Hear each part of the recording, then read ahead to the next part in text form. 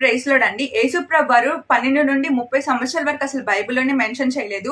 ఆయన ఏం చేశాడు, ఎక్కడున్నాడని అంటా ఉంటుంటే, ఒక పక్క 19th సెంచరీ నుండి కొంతమంది క్విన్స్ పీపుల్, కొంతమంది జపాన్ వెళ్ళాడని, అమెరికా వెళ్ళాడని, డెడ్ సీ వెళ్ళాడని, టిబెట్ వెళ్ళాడని, ఇంకొంతమంది అయితే ఇండియాకి వచ్చాడని ఏవేవో మాటలు కల్పించి చెప్పారు. వాళ్ళు చెప్పింది రీసెంట్ టైంలో.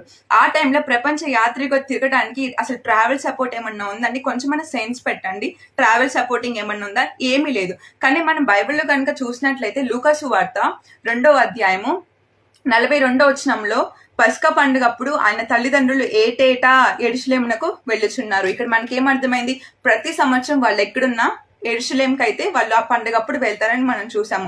రెండవదిగా మనం చూసినట్లయితే అంతటా ఆయన వారితో కూడా బయలుదేరి నజరేతునకు వచ్చి వారికి లోబడి ఉండెను అని చూస్తాము. అలానే 4వ అధ్యాయము 16వ వచనంలో తర్వాత ఆయన తాను పెరిగిన నజరేతునకు వెళ్ళెను. అంటే పెరిగింది ఎక్కడ? నజరేతులో. ఇంకా మనం కనుక చూసినట్లయితే లూకా సువార్తలో లేకపోతే తన శిష్యులు ఆయన చిన్నగా నజరేతు వెళ్ళినా, కపెర్నహూము వెళ్ళినా, ఈజిప్ట్ వెళ్ళినా ప్రతి ప్రదేశం మెన్షన్ చేశారా లేదా? అలాంటప్పుడు దేశం కాని దేశం వెళ్ళి ఒక సువార్త పరిచయం చేయడానికి వెళ్ళినప్పుడు ఎందుకు మెన్షన్ చేయరు? సెన్స్ ఉండాలి.